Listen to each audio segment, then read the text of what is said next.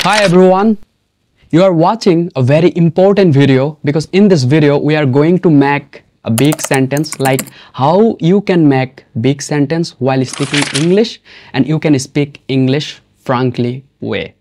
তোমরা জানো যে সপ্তাহে ঠিক একটা দিন আমি এই ট্রান্সলেশনের যে ভিডিওগুলো এগুলো বানিয়ে থাকি যাতে তোমরা অনেক সহজে ইংলিশে কথা বলতে পারো এবং চাকরির যে পরীক্ষাগুলোতে আছে এই পরীক্ষাগুলোতে খুব সহজে ট্রান্সলেশন করা যায় এবং আজকের এই ভিডিওতে খুব সুন্দর করে আমি আপনাদের দেখিয়ে দেব যে কিভাবে আসলে বাংলা টু ইংলিশ এবং ইংলিশ টু বাংলা ট্রান্সলেশন করতে হয় কারণ এই বিষয়গুলো খুবই দরকারি। এখন আরেকটা কথা বলে নেই, যখন কোনো একটা মানুষ ইংলিশে কথা বলতে চায় সর্বপ্রথম আমরা যে বিষয়টাতে ধাক্কা খাই তারা সবাই গ্রামারে ফোকাস করে। গ্রামারে আপনাকে ফোকাস করা যাবে না। তো চলো শুরু করে দেই আজকের ভিডিও এবং মজায় মজায় বুঝতে থাকো ইংলিশ কতটা সহজ। তো আমরা এই মুহূর্তে আছি আমার কম্পিউটার স্ক্রিনে এবং অনেকক্ষণ ধরে আমি তোমাদের জন্য কিছু সেন্টেন্স তৈরি করেছি বোঝার জন্য। তো চলো শুরু করে দেই। সর্বপ্রথম তোমরা এখানে দেখতে পাচ্ছ যে আমি বাজারে যাই। বাক্যটা খুবই সহজ এবং যে কেউ করতে পারবে এবং তোমরা যারা এরকম বাক্য তৈরি করতে পারছো না কমেন্ট বক্সে জানিয়ে দিও, আমি খুব সুন্দর করে তোমাদের টেন্স বুঝিয়ে দিয়ে কিভাবে এই বাক্যগুলোকে আরো সহজভাবে আপনি ইংলিশে বলতে পারবেন সেই ট্রিক্সটা আমি আপনাদের শিখিয়ে দেব। তাহলে এখন এখানে বলছে যে আমি বাজারে যাই। সর্বপ্রথম প্রশ্ন করো কে বাজারে যায়? বাজারটাতে কে যায়? আমি টেন্স ভার্ব পরে বুঝবো। কে বাজারে যায়? আমি বাজার যাই, তাহলে সাবজেক্ট আমি, আই বসিয়ে দাও এখানে একটু, তাহলে এখানে সর্বপ্রথম আই বসিয়ে দিন। এরপরে আমি বাজারে যাই, কোথায় যাই? বাজারে যাই। এই যে যাই ভার্ব তৈরি হয়ে গেছে, যাইতেছি, যাব, যাই, যাওয়ার ইংরাজি কি? গো, আই গো। কোথায় যাই? বাজার, I go to market, I go to market. কত সোজা। এবার আমরা আসি দ্বিতীয়টাতে, আমি ভাত খাই। ঠিক তারই মতো তুমি প্রশ্ন করো কে ভাত খায়? হু, হু দিয়ে প্রশ্ন করো কে ভাত খায়? আমি ভাত খাই, আই সাবজেক্ট বসিয়ে দাও। খাই, খাওয়ার ইংরাজি কি? ইট, ইট। কি খাই? Rice, chicken, mutton or fried rice. কি খাও তুমি? প্রশ্ন করো কে খায়? আমি খাই, সাবজেক্ট। কি খাই? ভাত খাই, অবজেক্ট। এই যে খাই সেটা হলো ভার্ব। বোঝা গেছে? তাহলে আই ইট রাইস, রাইস। এবার 3 নম্বরে আসি, আমি বই পড়ি। ভিডিওর ঠিক কিছুক্ষণ পরে মানে 4 নম্বর থেকে চমক আসা শুরু হবে যে কিভাবে বড় সেন্টেন্স আপনি তৈরি করতে পারেন এই ভিডিও দেখে ফেলার পর। তাহলে আমি বই পড়ি, আপনি প্রশ্ন করুন তো কে বই পড়ে? কে বই পড়ে? আমি বই পড়ি, তাহলে আই বসিয়ে দাও। কি পড়ি? বই পড়ি। এই যে বই পড়ি, পড়াটাই তো একটা ভার্ব। পড়ার ইংলিশ কি? রিড, রিড দিয়ে দাও, রিড। কি পড়ি? বই পড়ি। হোয়াট, হোয়াট দিয়ে প্রশ্ন করো। অবজেক্টকে সবসময় হোয়াট দিয়ে প্রশ্ন করতে হবে। আমি কি পড়ি? বই পড়ি, আই রিড বুক, বুক।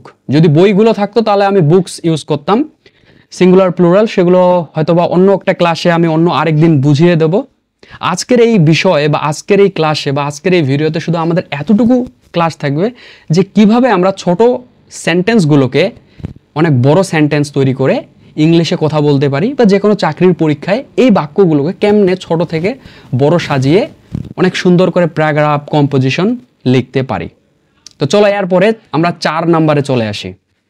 মজাটা এখান থেকে শুরু হবে। তো চলো, আমি বাজারে যাই। 1 নম্বরে আমরা করছিলাম যে আমি বাজারে যাই, তাহলে আই গো টু মার্কেট। তারপর আমি লিখছি কিছু মেডিসিন নেওয়ার জন্য। মাথা ঘুরতেছে তাই না? তো চলো দেখিয়ে দেই। তাহলে আমি বাজারে যাই কিছু মেডিসিন নেওয়ার জন্য। যখন এই বাক্যগুলো দেখবেন সর্বপ্রথম ওই যে সেম নিয়মে প্রশ্ন করতে হবে কে বাজারে যায়? আমি, তাহলে আই বসিয়ে দাও। কোথায় যাই? বাজারে যাই। কোথায়? অটোমেটিক প্রশ্ন করতে হবে অবজেক্টকে। কোথায় যাই? বাজারে যাই। যাওয়ার ইংরেজি কি? গো। তারপর টু বসিয়ে দাও, তারপর মার্কেট, মার্কেট। কি নেওয়ার জন্য যাই?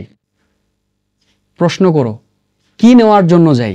কিছু মেডিসিন নেওয়ার জন্য। এই যে যখনই এখানে দেখবে তোমরা কিছু নেওয়ার জন্য, কিছু খাওয়ার জন্য, কিছু থাকার জন্য, এই যে জন্য কথাটা যখনই আসবে তখনই আপনাকে ফর ব্যবহার করতে হবে। এই বিষয়ে আমি অন্য আরেকটা ভিডিও নিয়ে আসব যে কিভাবে, যেমন বেঁচে থাকার জন্য, খাওয়ার জন্য, পড়ার উদ্দেশ্যে বা বড় হওয়ার উদ্দেশ্যে এই ধরনের বাক্যগুলোকে কেমনে তুমি ছোট থেকে বড় করতে পারো, বা এই বাক্যগুলোকে কেমনে ইংলিশে তৈরি করতে হয়, এরকম বিষয়ে ভিডিও চাইলে অবশ্যই আমার কমেন্ট বক্সে জানিয়ে দাও, আমি চেষ্টা করব ভিডিও দেওয়ার। তাহলে আমি বাজারে যাই কিছু মেডিসিন নেওয়ার জন্য। কি নেওয়ার জন্য যাই? মেডিসিন নেওয়ার জন্য। এখানে একটা ভার্ব আছে, দেখো জন্মের পরে আছে নেওয়া, তাহলে নেওয়ার ইংলিশ কি? টেক। ফর টেকিং, টেকিং দিয়ে দাও। ফর টেকিং প্রিপোজিশনের পর সব সময় ভার্বের সাথে আইএনজি বসাতে হবে, এই বিষয়টা মাথায় রাখতে হবে একদম। তাহলে ফর টেকিং কিছু মেডিসিন, এরপরে যে শব্দ দুটো আছে সেটা হলো কিছু মেডিসিন, তাহলে some medicine, some medicine, some medicine. দেখা গেছে? বাক্যটা যদি এখন আমরা আবার পড়ি যে আমি বাজারে যাই কিছু মেডিসিন নেওয়ার জন্য, এখন এই বাক্যটাকে যদি আমরা ইংলিশে করি, I go to market for taking some medicine. কত সোজা। যদি ভিডিওর মাঝখানে তুমি বুঝতে না পারো যে আমি কিভাবে এই বাক্যগুলোকে তৈরি করতেছি, ভিডিওটাকে পজ করে আবার গড় থেকে দেখা শুরু করবে, তাহলে দেখবে যে অটোমেটিক তোমার মাথায় সব কিছু চলে আসতেছে। তাহলে আমরা 5 নম্বরে চলে যাব। ঠিক সেরকমই আমি ভাত খাই, দিয়ে দাও I eat rice, I eat rice, I eat rice. বেঁচে থাকার জন্য। তুমি কিসের জন্য ভাত খাও? বেঁচে থাকার জন্য। তাহলে আমরা এখানে ফর দিয়ে দিব, যেহেতু জন্য আছে আমরা ফর দিয়ে দিব, বা যদি অন্য কোনো থাকতো সেই ক্ষেত্রে হয়তো বা ইন, আন্ডার, ইনসাইড বা অ্যালং সাইড, এই ধরনের যে প্রিপোজিশনগুলো আছে সেগুলো আমরা ব্যবহার করতে পারতাম, কিন্তু সেই সময়গুলো পরে হবে। মানে আজকের এই ভিডিওতে শুধু আমি তোমাদের ফর দিয়ে বাক্য বানানো শেখাবো, যে কিভাবে আপনি ফর দিয়ে অনেক সুন্দর করে বড় সাবজেক্ট বানাতে পারেন। হয়তো বা এর পরের কোনো একটা ভিডিওতে টু নিয়ে আসবো, যে টু দিয়ে আপনি কিভাবে বড় বাক্য তৈরি করতে পারেন। তাহলে আমি ভাত খাই বেঁচে থাকার জন্য। আপনি কিসের জন্য ভাত খান? বেঁচে থাকার জন্য। এই যে বেঁচে থাকা, তাহলে বেঁচে থাকার ইংরেজি কি আমাকে বলুন তো? লিভিং। কারণ ফরের পর আমরা সবসময় ভার্বের সাথে আইএনজি বসিয়ে দিব, তাহলে LIVING, living. I it for living. বোঝা গেছে? এরপরে আমরা 6 নম্বরে চলে আসব। নাম্বার 6, আমি বই পড়ি ভালো চাকরি পাওয়ার জন্য। অনেক সময় এমন হয় না যে অনেকজনে বলে যে আমি বই পড়ি অনেক টাকা কামানোর জন্য, আমি বই পড়ি একটা ভালো চাকরি পাওয়ার জন্য, বা অনেকজনে এমন করেও বলে যে আমি বই পড়ি একটা ভালো বউ পাওয়ার জন্য। এই যে প্রশ্নগুলো যখন আসে, এগুলোকে কিভাবে ইংলিশ করতে হবে? এই যে সোজা হিসাব, আমি বই পড়ি ভালো চাকরি পাওয়ার জন্য, সোজা হিসাব দিয়ে দাও আই রিড বুক। আগেই বলেছি যদি বইগুলো থাকতো তাহলে হয়তো বা আমি বুকস ব্যবহার করতাম, কিন্তু যেহেতু আমি শুধু বলছি যে আমি বই পড়ি ভালো চাকরি পাওয়ার জন্য, তাহলে আই রিড বুক। তারপর কি পাওয়ার জন্য, আমি কিন্তু ডিরেক্ট প্রশ্ন করতেছি, তোমরাও এইভাবে প্রশ্ন করে করে খুঁজে খুঁজে বার করবে। যখন প্রথম মানে as a beginner when you start finding like this way how to make sentence, then you will face a lots of problem, you can't do that. So obviously ধীরে ধীরে করার চেষ্টা করবে, এবং একটা সময় গিয়ে তুমি অবশ্যই পারবে। প্রথমে আমিও পারি নাই, এবং যার জন্য অনেক চেষ্টা করেছি, এবং আজকে এইখানে এইভাবে তোমাদের সামনে তোমাদের ক্লাস নিচ্ছি এবং তোমাকে বোঝাচ্ছি, এবং নিজে ইংলিশে কথা বলতে পারছি। And that is the way actually how you can speak English and how have you improve your life, right? তো চলো তাহলে, আমি বই পড়ি ভালো চাকরি পাওয়ার জন্য, আই রিড বুক। কিসের জন্য? ভালো চাকরি পাওয়ার জন্য। এই যে জন্য যেহেতু আছে আমরা ফর বসিয়ে দিব ভাই, ফরের পরে আমাদের একটা ভার্ব লাগবে। কিসের জন্য? ভালো চাকরি পাওয়ার জন্য। তাহলে পাওয়ার ইংরেজি কি এখানে? পাওয়া কিন্তু এখানে ভার্ব বুঝতে হবে, গেট। পাওয়ার ইংলিশ হলো গেট। হয়তোবা আমি কথা বলতে অনেক সময় আমার ভুল উচ্চারণ চলে আসবে, বা হয়তো আমি ভালো মতো উচ্চারণ করতে পারবো না, যেহেতু প্রথম ক্যামেরায় আসতেছি, তোমরা আমাকে ক্ষমা করে দিও। আমি চেষ্টা করব এই বিষয়টাকে ওভারকাম করার। তাহলে ফর গেটিং ভালো চাকরি, গুড জব সেন্টেন্সটাকে এবার মিলিয়ে নাও তো। আমি বই পড়ি ভালো চাকরি পাওয়ার জন্য। I read book for getting good job. মিলে গেছে না? এখন এরকমভাবে যদি তুমি তৈরি করো যে আমি বই পড়ি টাকা কামানোর জন্য, I read book for earning money. এই যে টাকা কামানোর ইংলিশ কি? টাকা কামানো, এটা হলো আর্নিং। এখান থেকে তোমাকে বুঝতে হবে। আমি বই পড়ি ভালো একটা বউ পাওয়ার জন্য। I read book for getting a good wife. আমি বই পড়ি জ্ঞান আহরণের জন্য। তাহলে এই বাক্যটা কিভাবে হবে? I read book for taking knowledge. তাহলে এইভাবে যখন তুমি চেষ্টা করবে না, আজকের এই যে বাক্যগুলো আমি তৈরি করেছি, এইখান থেকে তুমি একটা করে নিজে বাক্য তৈরি করার চেষ্টা করবে। এবং তুমি যদি না পারো তাহলে অবশ্যই কমেন্ট বক্সে আমাকে জানিয়ে দিও। আমি চেষ্টা করব তোমাদের আরও এরকম বাক্য দিয়ে দেওয়ার, এবং যেন তুমি এই বাক্যগুলোকেই একটু অল্টারনেটিভ করে বাক্য তৈরি করতে পারো। এভাবে যদি তুমি ইংলিশ শেখো তাহলে তোমার ইংলিশের যাত্রাটা অনেক সহজ হয়ে যাবে।